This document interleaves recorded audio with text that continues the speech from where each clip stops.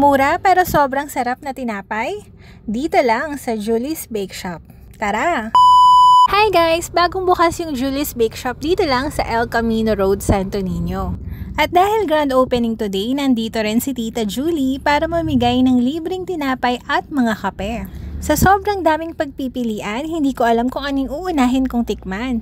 Meron silang ensaymada, egg pie, Spanish bread, choco crinkles, binangkal, cheesy mamon, cheese bun, cinnamon roll, polvoron, cream loaf yung maliit is 15 pesos, tapos meron din na pwedeng pampasalubong yung mas malaki.